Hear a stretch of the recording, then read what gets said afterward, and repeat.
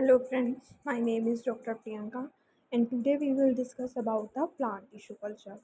Plant tissue culture जो है वो प्लांट बायोटेक्नोलॉजी के अंदर आता है और ये एक टेक्निक होती है जिसमें हम प्लांट ग्रो करते हैं लैब के अंदर। वैसे हमारे प्लांट्स जो होते हैं नॉर्मली फील्ड में ग्रो करते हैं, लेकिन जब हम प्लांट्स को लैब में ग्रो करवाते हैं तो वो प्लांट टिश्यू कल्चर होता है।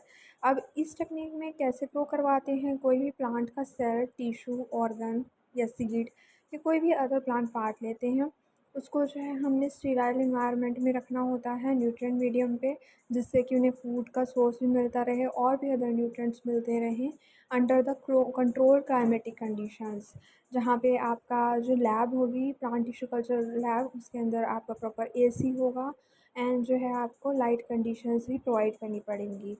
तो इस तरह से जो है प्लांट जो हैं वो लैब में ग्रो करते हैं।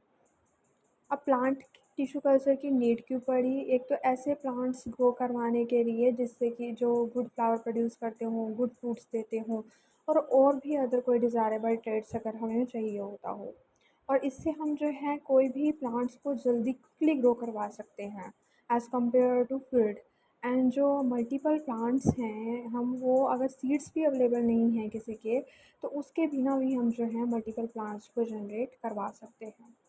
और पूरा जो है जिनको जेनेटिकली मॉडिफाइड किया जाता है, जिनमें फॉरेन जीन ट्रांसफ़र किया जाता है, चाहे वो इंसेक्ट रेजिस्टेंस के लिए हो, हर्बिसाइड रेजिस्टेंस डेवलप करने के लिए हो, या फिर डिसीज़ रेजिस्टेंस के लिए हो, या फिर यील्ड को इंक्रीज़ करने के लिए जीन हमने लिया है और उसको हम जब प्लांट में ट्रांसफ़र करते हैं तो उसका जो रीजनरेशन होता है पूरा प्लांट, वो भी प्लांट टिश्यू कल्चर के थ्रू होता है। तो यानी कि जेनेटिक इंजीनियरिंग में प्लांट टिश्यू कल्चर का यूज़ किया जाता है।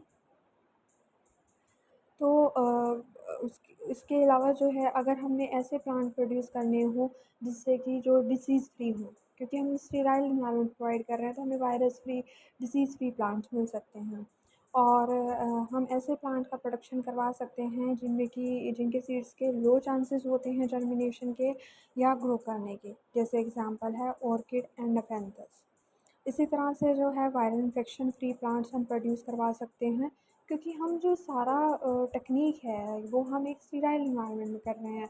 यानी स्टीराइल इन्वायरमेंट यानी contamination free environment, microbes free environment. तो इसलिए जो डिसीज़ फ्री है प्लांट हमें मिलेंगे, वायरस फ्री प्लांट हमें मिलेंगे। कैसे हम करते हैं इसको? हमें पता है कि जो अडल्ट प्लांट सेल्स होती हैं वो टोटिपोटेंट होती हैं, मतलब उनकी ये कैपेसिटी होती है कि वो फुली डिफरेंशिएटेड प्लांट जो हैं उसको दे सकते हैं। तो हम क्या करते हैं, जो भी मैच्योर प्लांट होता है उससे सेल्स को कलेक्ट करते हैं एंड देन उससे जो है पूरा प्लांट जनरेट करते हैं। तो जैसे यहाँ फिगर में दिखाया हुआ है कि जो कैरेट प्लांट है उसकी रूट्स को लिया गया, उसको स्टेराइल किया गया, उसको ग्रोथ मीडियम पे रखा गया, देन जो है सिंगल सेल से सेल डिवीज़न हुई और मल्टीपल सेल्स बने और इस तरह से पूरा प्लांट, यंग प्लांट जो है वो लैब में बन के तैयार हो गया एंड देन उसको जो है फिर फील्ड में ट्रांसफ़र किया जाता है। तो इस तरह से जो होता है वो प्लांट टिश्यू कल्चर किया जाता है।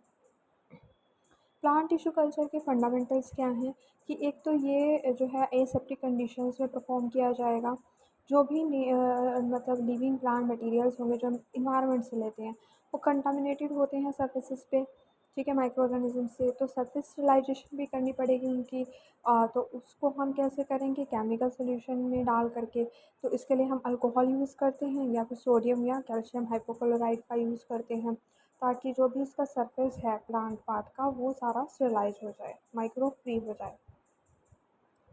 इसके अलावा जो है एक्स प्लांट को फिर हम कल्चर मीडियम पे रखेंगे, और या फिर हम कई बार क्या करते हैं लिक्विड मीडियम पे भी रख देते हैं, ठीक है। वो डिपेंड करेगा क्या रिक्वायरमेंट है। जो हमारा कल्चर मीडिया होता है उसमें क्या क्या चीज़ें होती हैं, उसमें मैक्रो एलिमेंट होते हैं, माइक्रो एलिमेंट होते हैं, इनऑर्गेनिक साल्ट होते हैं, कुछ ऑर्गेनिक न्यूट्रेंट होते हैं, विटामिन्स होते हैं और प्लांट हार्मोन्स होते हैं। प्लांट हार्मोन हमारे ऑक्सीन, साइटोकाइनिन, एब्सिसिक एसिड, ये सब होते हैं, तो वो ऐड किए जाते हैं ताकि रूट और शूट की फॉर्मेशन हो सके। उसके अलावा जो है पीसीज, अगर हमारे पास जो है जब कल्चर ग्रो करता है तो हम पीसीज को कट कर लेते हैं एंड देन फिर उनको सब कल्चर करते हैं। अब ये सब कल्चर क्या होता है, ताकि हम न्यू मीडियम पे ट्रांसफ़र करने को हम सब कल्चर बोलते हैं, ताकि जो है उनकी ग्रोथ कंटिन्यू रह सके। अदरवाइज़ तो क्या होगा कि मीडिया ड्राई होने लग जाता है कुछ टाइम बाद और फिर प्लांट की डेथ हो सकती है। और उनका जो मॉर्फोलॉजी है कल्चर का वो भी चेंज हो सके। एप्लीकेशंस क्या हैं? तो प्लांट टिश्यू कल्चर की जो एप्लीकेशन है वो है कि हम इससे जो है डिज़ायर्ड फ्लावर प्रोड्यूस करवा सकते हैं। हम इंडेंजर्ड जो प्लांट स्पीसीज हैं या रेयर हैं जो प्लांट ये जो अभी मतलब बहुत ही कम अमाउंट में बचे हुए हैं उनको हम जो है कंजर्व कर सकते हैं प्लांट टिश्यू कल्चर के थ्रू, कि हम मल्टीपल प्लांट्स बना लेंगे उनके उस इंडेंजर्ड प्लांट पार्ट से। एंड जो है हम सेल्स को स्क्रीन कर सकते हैं किसी भी एडवांटेजेस करेक्टर के लिए, जैसे हर्बिसाइड रेजिस्टेंस के लिए। लार्ज स्केल हम ग्रोथ कर सकते हैं बहुत बड़े अमाउंट पे, और हम कोई भी जो है सेकेंडरी मेटाबोलाइट प्रोडक्शन करवा सकते हैं प्लांट्स में, या फिर फार्मास्यूटिकल प्रोडक्ट्स को हम प्रोड्यूस करवा सकते हैं। अनदर एप्लीकेशन है कि हम जो है क्रॉस कर सकते हैं जो भी डिस्टेंटली रिलेटेड स्पीसीज़ होते हैं उसको हम प्रोटोप्लाज्म फ्यूज़न के साथ, तो प्रोटोप्लास्ट जो है दोनों इसमें प्लांट्स के डिफरेंट प्लांट्स के आइसोलेट किए जाते हैं, फिर उनको फ्यूज़ किया जाता है एंड देन जो हमारे पास यहाँ पे प्लांट बनता है हाइब्रिड, वो नोवल बनता है।